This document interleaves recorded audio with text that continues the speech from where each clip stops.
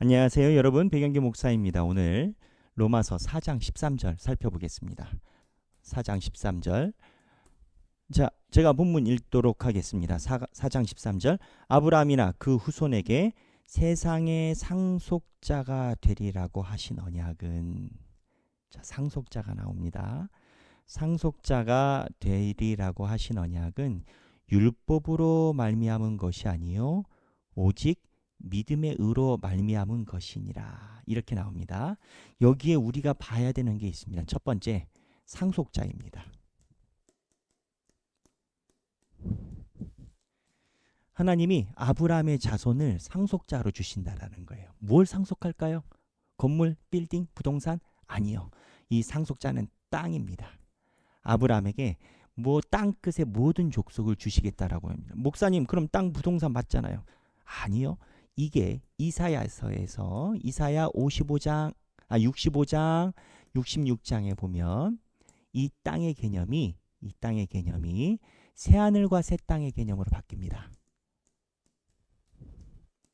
새하늘 새 땅의 개념이 뭐냐? 하나님 나라. 이 하나님 나라라는 개념은 영생을 포함하고 있는 겁니다.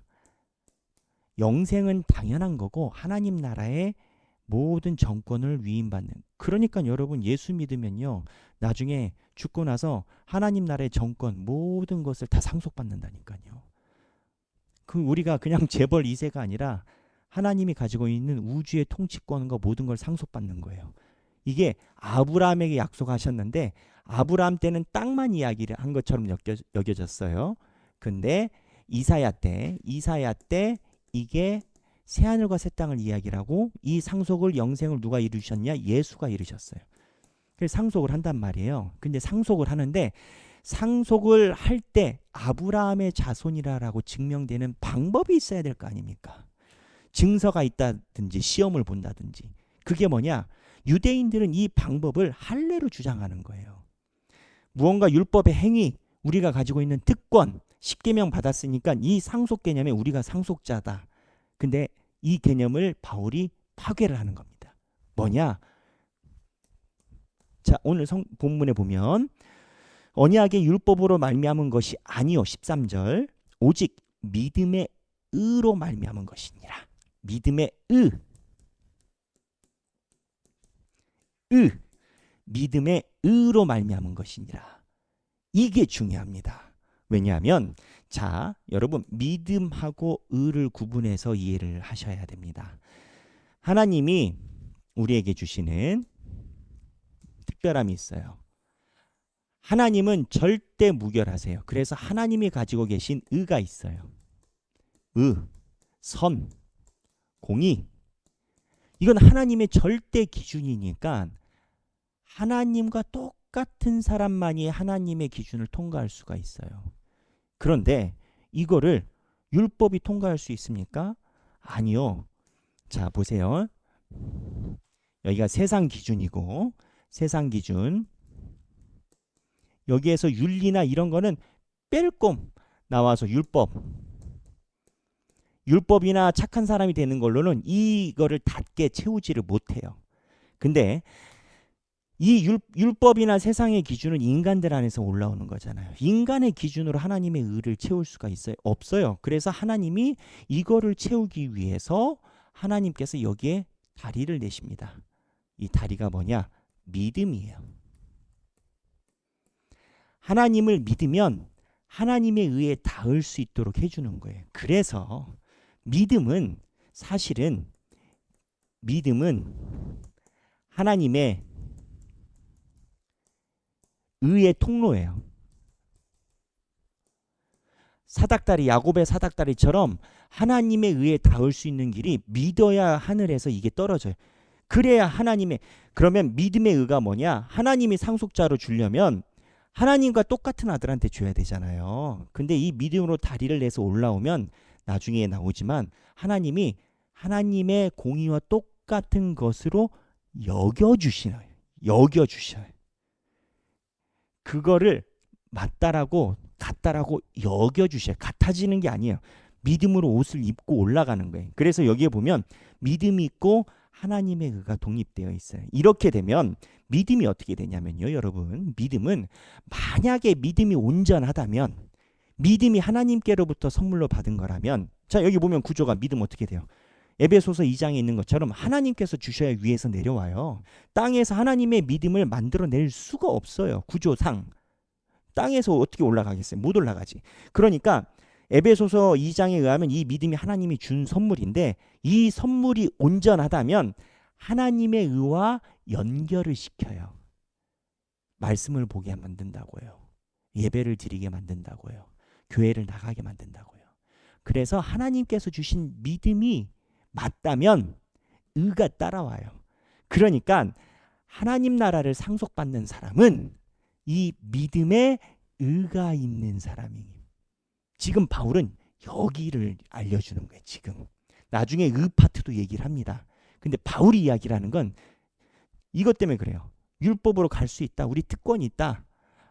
아이고, 그런 소리 하지 마. 야, 계산이 안 돼. 안 나와. 어떻게 하나님이랑 똑같은 거를 만들 수 있어.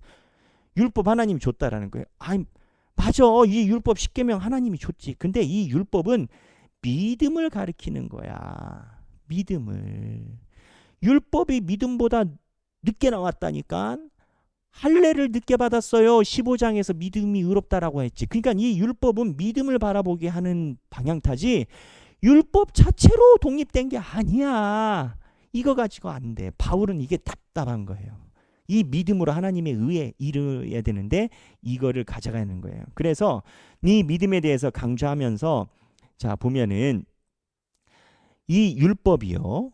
보면 창세기 15장에 자 보세요. 창세기 15장에 믿음으로 이야기를 했는데 자 이 율법과 믿음의 관계를 보면 자 이 다음에 이 율법과 믿음의 관계를 얘기를 해요. 자 믿음이 어디예요? 창세기 15장이잖아요. 율법이 어디에? 10계명 언제 받았어요? 모세가 받았죠. 모세가 출애굽하고 몇 년 만에 받았어요. 갈라디아서 3장에 의하면 430년 후에 받았어요. 아브라함과 10계명이 430년의 편차가 있어요. 그러니까 바울이 이야기를 하는 건 이 율법이 믿음보다 뒤에 있고 율법은 믿음을 가리키고 믿음으로만 하나님 의에 근접할 수 있다라는 거예요. 이 율법 갖고 안 된다라는 거예요. 율법이 출현 자체도 늦고 그럼 거꾸로 이런 것도 물어보겠죠. 그러면 이 430 이전에 있었던 사람도 어떻게 하려고?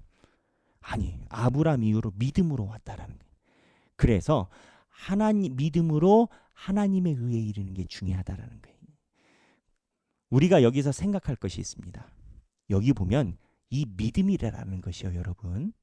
어쩌면 하나님의 의에 의해서 독립되어 있는 독립성을 가지고 있는 존재라고 생각할 수도 있어요. 믿음 자체가 역동성이 있다고요. 믿음 자체가 성령님의 징표예요. 그러니까 지금 이 믿음, 우리 안에 있는 믿음과 신앙은 우리가 믿은 것처럼 여겨지지만 바울의 맥락에 의하면 하나님이 성령을 통해서 우리 삶 중에 믿음이라는 성령의 기둥을 여기다가 갖다 놓은 거예요. 우리 말고 다른 사람이 있다고요. 믿음이요. 믿음이 우리를 이끌어가는 거예요. 믿음이. 그래서 믿음이 이렇게 이끌어갈 때 믿음이 가심을 우리가 허락해 주는 게 아니고 믿음이 이끌어 가심을 바울이 종되신 자라고 표현하잖아요. 우리가 순종하고 따라가는 거예요. 무슨 내용이냐? 생각하기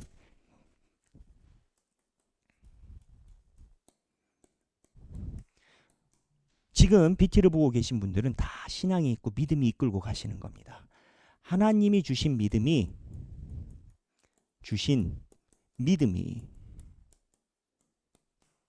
나를 이끄시게 하자.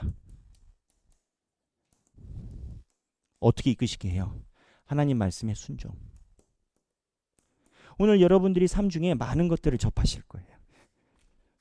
회사에서, 직장에서 또는 관계에서, 교회에서. 그런데 내 안에 있는 모습을 잘 봐요. 내 안에 사람 된 모습이 나도 있지만 바울이 표현하잖아요. 오라 나는 공고한 자로다. 누가 사망의 법에서 나를 건져내랴. 내 안에 사망의 법과 생명의 법이 같이 있고 사망에 속해 있는 내 영혼과 생명에 속해 있는 내 하나님이 창조하신 본질이 있어요. 신앙생활은 뭐냐? 하나님께서 내 안에 주신 믿음이 나를 점차 이끌어가게 하심이 신앙생활이에요. 이거를 우리가 믿음이 우리 삶을 이끌어가게 허락해 주는 게 아니에요. 우리가 그 믿음이 가시는 길을 순종해서 따라가는 거예요. 순종해서 따라가야 또 공로가 없습니다.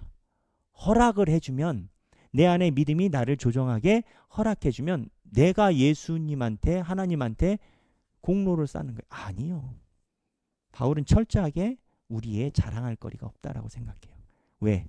값없이 믿음을 우리에게 주셨고 우리는 믿음이 우리의 삶을 운행하게 순종했을 뿐이니까. 다시 정리하면 생각하기, 하나님이 주신 믿음이 나를 이끌어 가시게 하자. 오늘 좋은 행복한 성경 읽기 되시기를 바랍니다. 감사합니다.